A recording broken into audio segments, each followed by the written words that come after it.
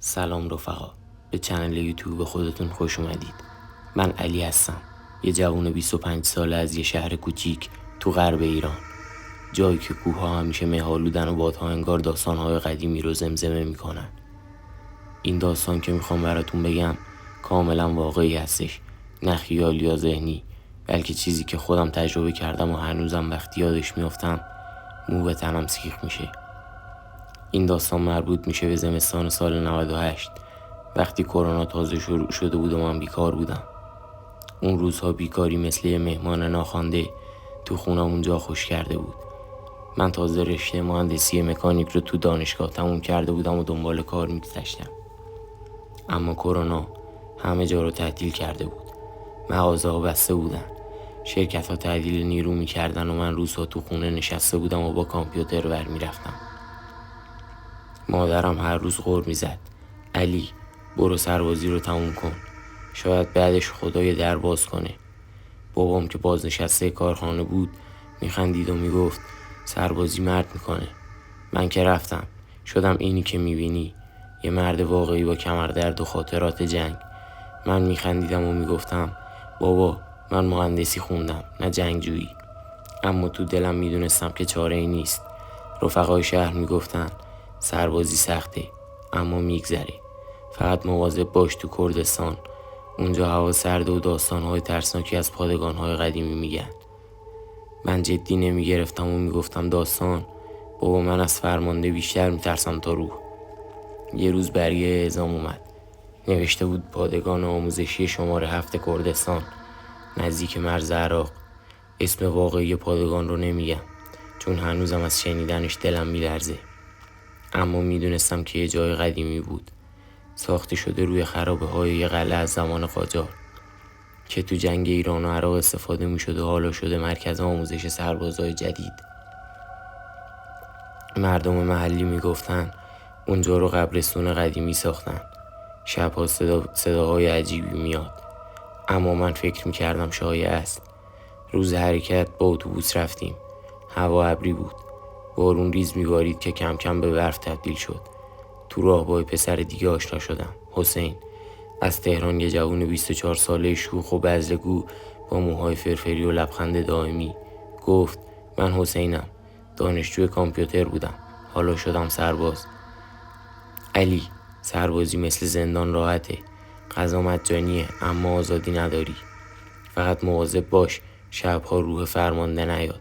من خندیدم و گفتم روح فرمانده؟ بابا، من از تمرینات بیشتر میترسم. حرف زدیم از زندگیمون. حسین میگفت تو تهران شبها بیرون میرفتیم، حالا باید تو برف بدویم. فکر کن اگر روح آمد اول تو رو میخوره چون از غرب اومدی و گوشتت تازه است. خندیدیم و رسیدیم به پادگان بعد از 3 ساعت جاده پرپیچ و خم. پادگان یه جای وسیع و کهنه بود با دیوارهای سنگی بلند که پر از ترک و خزه بودن، برجک‌های فلزی زنگ زده که باد توشون زوزه میکشید و خوابگاه‌هایی که بوی نم و خاک قدیمی میداد. محوطه پر از برف بود، درخت‌های بلوط اطرافش ساکت و سیاه ایستاده بودن و مه غلیظ همه جا رو گرفته بود. فرمانده، یه مرد تنومند حدود 40 ساله با سبیل‌های کلفت، چشمای تیز و صدای قران، ما رو ردیف کرد تو محوطه سرد. برف تا مچ پا میرسید و باد مثل شلاق میزد و گفت خوش اومدید به جهنم، اینجا جای پسرهای مامانی نیست.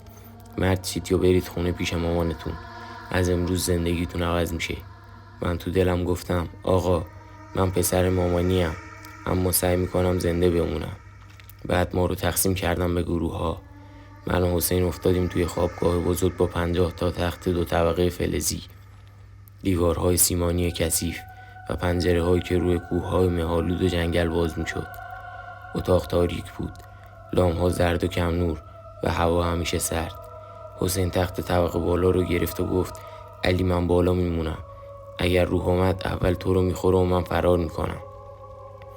خندیدیم و وسایلمون رو چیدیم.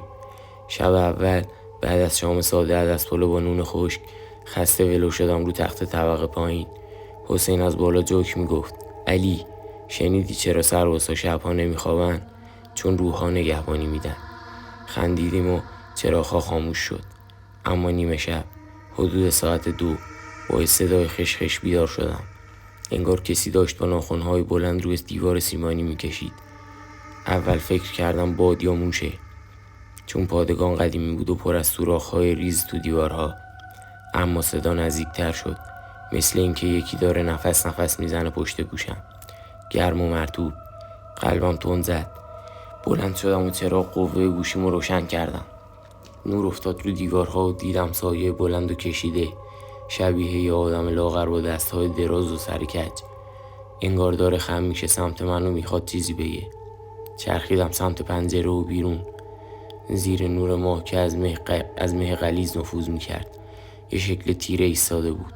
چشمهاش قرمز میدرخشید، مثل زغال گداخته تو آتش کمپ. جیغ زدم و پریدم عقب. تخت تکون خورد. حسین از طبقه بالا پرید پایین. خوابالود گفت چی شده علی؟ خواب دیدی یا موش گازت گرفت؟ وقتی پلک زدم سایه رفته بود. به حسین گفتم یه چیزی بیرون بود، چشم قرمز داشت. جدی میگم حسین، مثل روح بود. اون خندید و گفت بابا گرگه، تو این کوه ها پر از گرگه، یا شاید روح سرباز قدیمی که داره نگهبانی میده.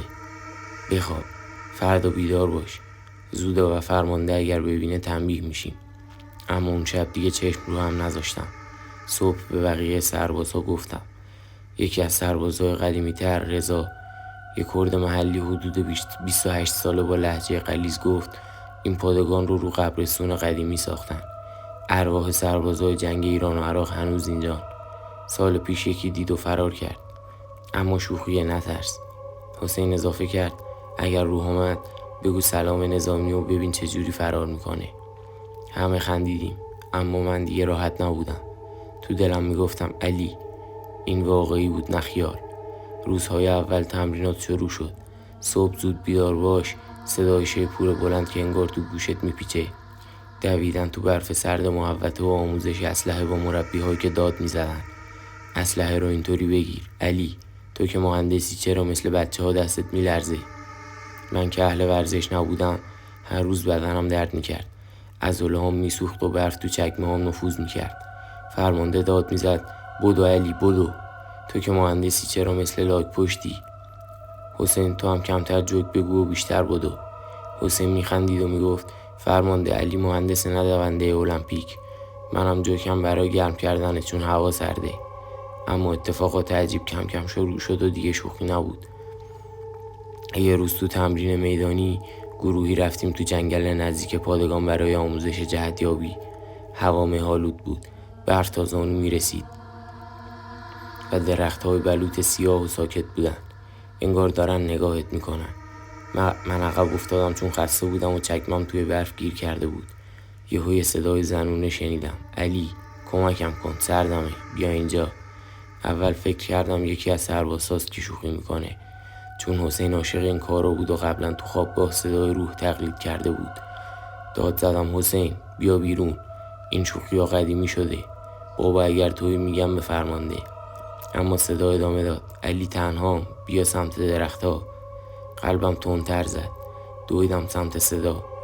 برف ها رو کنار زدم، اما هیچی نبود، فقط یه رد پا تو برف. رد پایی که شبیه پنجه حیوان بود، نه کفش سربازی، با 5 انگشت بلند و ناخندار. باد سرد زد و مه غلیظتر شد. ترسیدم و دویدم عقب سمت گروه. وقتی رسیدم حسین گفت من نبودم علی. جدی میگی؟ صدا شنیدی؟ شاید گرگ بوده که داره اسم تو رو صدا میزنه. دفعه بعد بهش بگو آبجی، من سربازم نه شوهر. همه خندیدیم، اما رضا جدی گفت جدی نگیر، اما شبها تنها نرو. میگن اجنه تو این جنگل زندگی میکنن، شکل زن میگیرن و آدم ها رو گول میزنن. سالها پیش یکی گم شد و گفتن اجنه بردتش. من دیگه تو جنگل تنها نمیرفتم و همیشه با حسین میرفتم. چند روز بعد یه اتفاقی دیگه افتاد که هممون رو ترسون. تو خوابگاه بعد از شام ساده، ماکارونی آبکی با سالاد، نشسته بودیم دور یه میز فلزی و حرف میزدیم. حسین جوک میگفت چرا روح‌ها سرباز میشن؟ چون حقوق نمیگیرن و همیشه نگهبانن. فکر کن روح فرمانده بیاد و بگه گروهان خبردار. همه خندیدیم که یهو چراغ‌ها خاموش شد. برق رفته بود، بدون هیچ هشداری. تاریکی مطلق، فقط نور از ماه پنجره می اومد. و سایه درختها رو دیوار میانداخت. یه صدای قدم شنیدم. انگار کسی با چکمه های سنگین راه میره بین تختها. قدم به قدم نزدیکتر میشد. حسین گفت کیه؟ شوخی نکن. اگر تویی رضا بیا بیرون. اما صدا ادامه داد، همراه با باد سرد که از هیچ جا نمی اومد. من چرا قوه روشن کردم و دیدم یه سایه داره حرکت میکنه. شبیه یه سرباز قدیمی با کلاه کهنه، لباس پاره و اسلحه زنگ زده روی دوشش. وقتی نور افتاد روش ناپدید شد، اما یه باد سرد زد و همه لرزیدیم. انگار چیزی از بدنمون گذشت. رضا گفت دیدید این ارواحن. سالها پیش یه سرباز از ترس فرار کرد و گفتن دیوونه شده.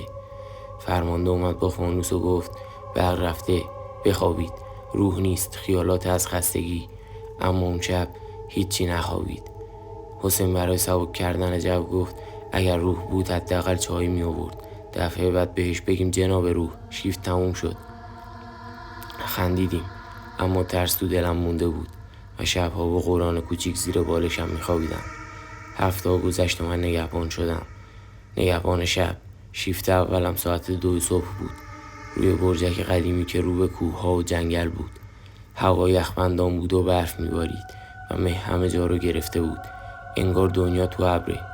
نشسته بودم تو برجک فلزی سرد با کاپشن نظامی و چای داغ تو فلاسک تا گرم شم. باد شدید شد و در برجک شروع کرد به باز و بسته شدم با صدای جیر جیر. بلند شدم تا ببندمش، اما وقتی نگاه کردم پایین دیدم یه گروه سایه‌وار دارن دور پادگان میچرخن.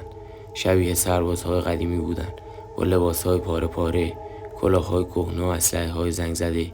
یکیشون سر بلند کرد و مستقیم به من نگاه کرد. چشمهاش مثل چراغ قرمز میدرخشید و انگار لبخند میزد. قلبم اومد تو دهنم. تفنگمو گرفتم و داد زدم کی اونجاست؟ باید چلیک کنم. اما باد برد صدامو و سایه ها ناپدید شدن تو مه. دویدم پایین پله های فلزی لغزنده و فرمانده رو بیدار کردم. اون اومد عصبانی گفت چی شده علی؟ خواب دیدی یا گرگ دیدی؟ اینجا گرگ زیاده نروح، برگرد شیفتت وگرنه تنبیه میشی. اما من میدونستم گرگ نبود. رد پاهاشون تو برف مثل انسان بود اما بدون عمق. صبح به حسین گفتم. اون گفت بابا شاید ارواح سربازای جنگ باشن که دارن رژه میرن. دفعه بعد بهشون بگو گروهان خبردار و ببین چطور میخندن. خندیدیم، اما رضا گفت علی این جدیه. میگن این برجک رو جایی ساختن که تو جنگ کلی سرباز مردن و اجسادشون مونده. کابوس ها شب به شب بدتر شد. یه شب تو خواب دیدم که اون سایه ها میان تو خوابگاه و یکیشون دست سرد و استخونیشو میذاره رو سینم. انگار میخواد قلبمو بکشه بیرون. با جیغ بیدار شدم و دیدم همه دارن نگاهم میکنن. چراغ‌ها روشن شده بود. حسین گفت علی تو خوابت داری با روح‌ها کشتی میگیری؟ دفعه بعد داوری کن و بگو فول. اما صبح‌ها با سردرد شدید بیدار میشدم و احساس خستگی داشتم. انگار چیزی انرژیمو میخوره. یه بار دیگه تو حمام پادگان یه جای نمور و تاریک با دیوارهای کپک زده، شیرهای زنگ زده و آینه‌های شکسته رفتم دوش بگیرم. اما سرد شد و میور بخار گرفت. وقتی بخار رو با دست پاک کردم پشت سرم تو آینه یه صورت ترسناک دیدم. یه پیرمرد با چشمهای خالی، دهن باز و بدون دندان و پوست چروکیده مثل کاغذ سوخته. جیغ زدم و دویدم بیرون، لخت و خیس با حوله دورم و افتادم تو محوطه برفی. همه مسخرم کردن. علی روح دیدی یا موش تو شامپوت بود؟ حسین گفت بابا دفعه بعد شامپو نریز رو آینه، روح میشه. یا بگو عمو نوبت منو برو بیرون. اما من میدونستم واقعی بود. وقتی برگشتم آینه هنوز بخار داشت و جای دست سرد روش مونده بود. رضا جدی گفت این اجنن علی. میگن این پادگان رو زمین نفرین شده ساختن.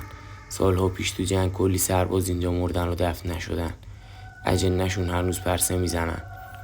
اتفاقات ادامه داشت و دیگه بخشی از روتین شد.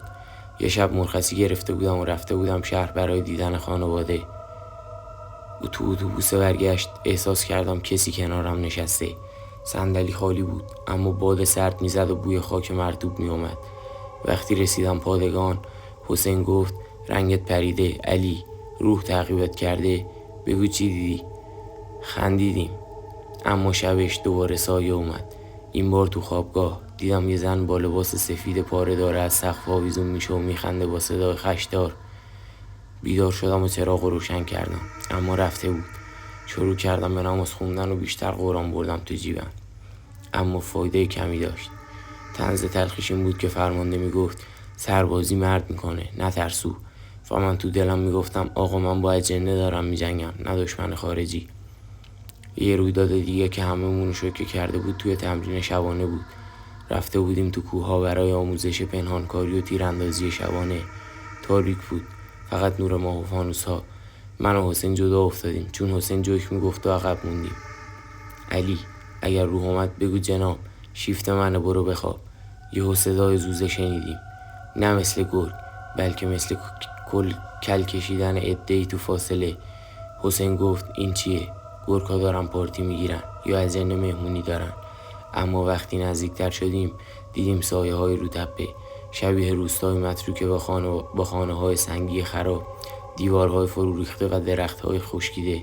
رضا قبلا گفته بود اونجا روستای قدیمی بود که تو جنگ خالی شده، حالا لانه اجنه است. شبها صداهاشون میاد. ما دویدیم عقب، اما احساس کردم چیزی منو تعقیب میکنه، یه سایه بلند که نفس میکشید پشت گردنم. وقتی برگشتیم گروه، حسین نفس میزد و میگفت علی دیدی؟ اون سایه ها چشم قرمز داشتن و انگار میخندیدن. فرمانده گفت خیالات از خستگی، برید بخوابید. اما اون شب تو خوابگاه تخت من تکون خورد و بدون اینکه حرکت کنم حسین دید و گفت این دیگه جدیه علی، باید با فرمانده حرف بزنیم یا دعا بخونیم. رضا اضافه کرد منم دیدم، سال پیش یکی تو اون روستا گم شد و وقتی پیدا شد دیوونه بود و میگفت اجنه شکل خانواده‌اش شدن. 2 سال سربازی مثل یه فیلم ترسناک طولانی گذشت. هر شب منتظر بودم چیزی اتفاق بیفته. صداهای زوزه از کوه‌ها، سایه‌های متحرک روی دیوار، لمس‌های سرد روی پوستم مثل دست یخی، یا حتی اشیا که جابجا می‌شدن بدون دلیل، مثل اسلحه‌ام که خودش از کمد می‌افتاد. مرخصی که می‌گرفتم خونه آروم بود، اما برگشتم به پادگان یعنی بازگشت به جهنم. حسین هم کم کم جدی گرفت و میگفت علی این نفرینه، باید قرآن بیشتر بخونیم و کمتر تنها باشیم. من قرآن کوچیکی که همیشه همراه هم داشتم، اما اجنه انگار قوی تر بودن و هر بار چیز جدیدی رو امتحان می‌کردن. بالاخره سربازیم تموم شد. روز آخر فرمانده دست داد و گفت مرد شدی علی، برو زندگی کن و فراموش کن این روزها رو.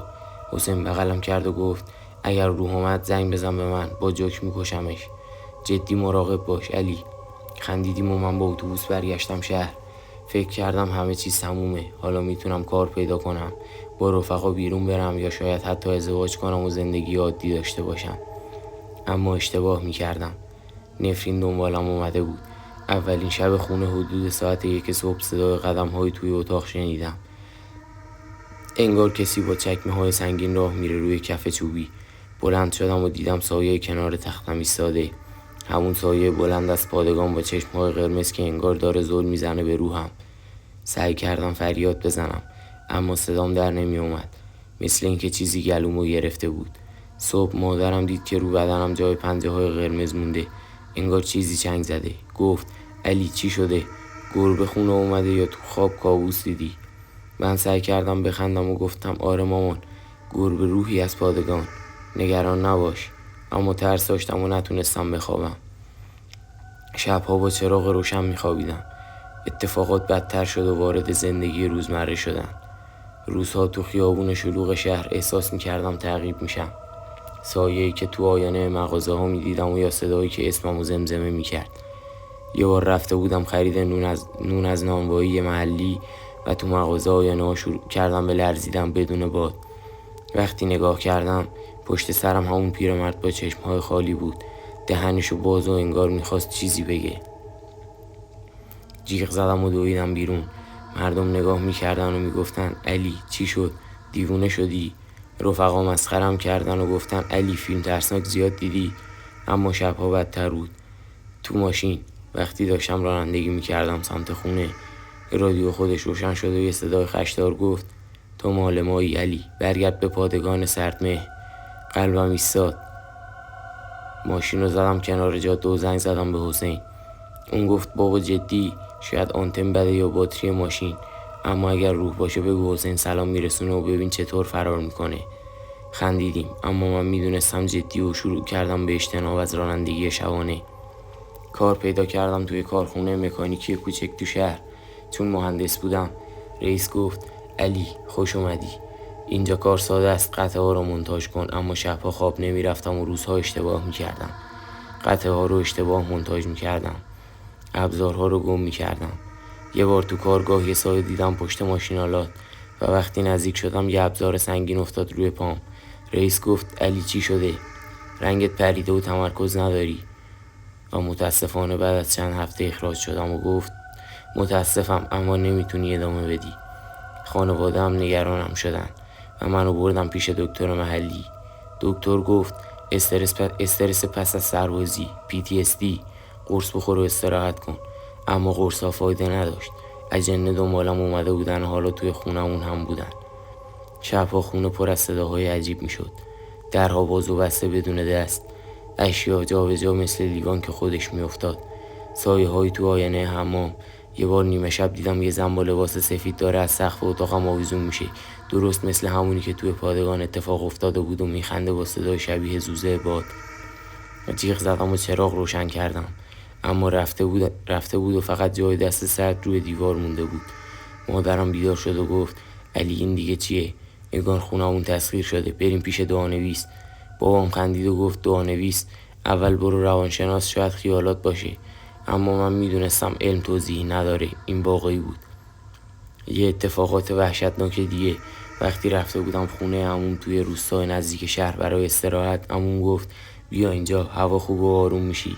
شب اول تو حیاط بزرگ خونشون صدای زوزه شنیدم از تپه های اطراف و دیدم سایه های روی تپه رو. شبیه همون روستای متروکه نزدیک پادگان بودن، با خانه های خراب و درخت های خشک. یکیشون نزدیک شد و گفت علی بیا با ما، تنهامون نذار. دویدم داخل و در رو بستم، اما صبح جای پنجره رو در چوبی دیدم، انگار چیزی سعی کرده وارد بشه. عموم دید و گفت این نفرین پسر، دیدم رو بدنت جای چنگی، باید بری پیش حاج آقا رضا، دعانویس روستا. من ترسیده گفتم عمو واقعیته، فکر میکردم تموم شده.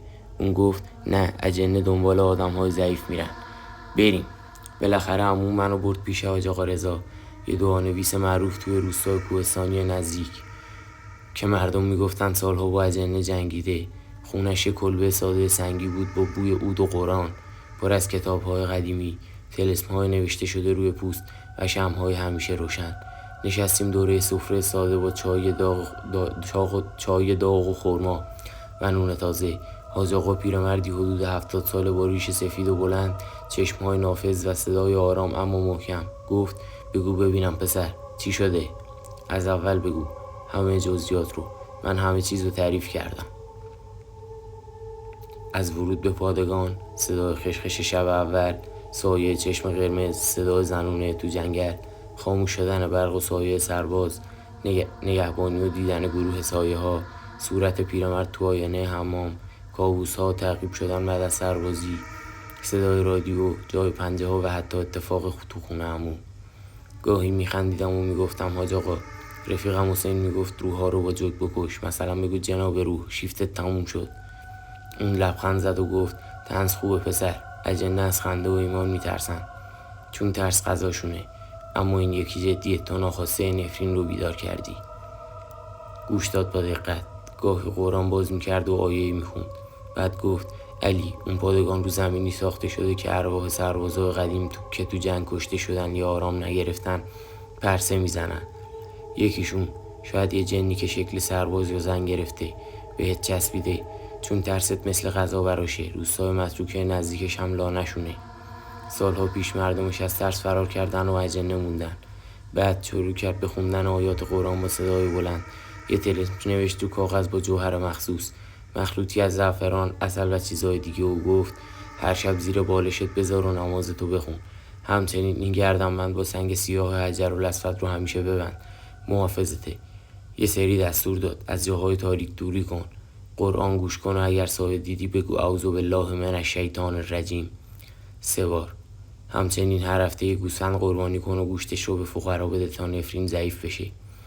اولش شک داشتم و فکر میکردم مثل دکتر فایده نداره، اما بعد از چند شب کابوس ها کمتر شده بود. سایه ها دیگه نمی اومدن و صداها قطع شدن. جای پنجه ها خوب شد و حتی تو کار جدیدم یه شغل اداری تو شهر تمرکز پیدا کردم. اما گاهی هنوزم احساس میکنم یه چیزی داره نگاهم میکنه. انگار منتظر فرصته که ترسم برگرده. حاج آقا گفت نفرین کامل از بین نمیره. باید قوی باشی و ایمانتو نگه داری. اگر برگشت بیا پیشم و بیشتر دعا میکنیم. حالا چند سال گذشته و من کار خوبی دارم. ازدواج کردم با یه دختر خوب از شهر رو زندگی میکنم. اما هرگز اون پادگان رو فراموش نمیکنم. گاهی توی شب‌های سرد زوزه باد منو یادش میندازه و تو دلم میگم علی مرد شدی اما با اجنه. اگر دوباره اتفاقی افتاد میرم پیش حاج آقا. رفقا داستان امشب تمام شد. اگه خوشتون اومد از داستان حتما ویدیو رو سابسکرایب کنید، کامنت بذارید و لایک کنید که به موفقیت من بیشتر کمک میکنه. به حمایتم کنید. ممنونم ازتون. روز و شبتون بخیر. مخلص شما. کد 13.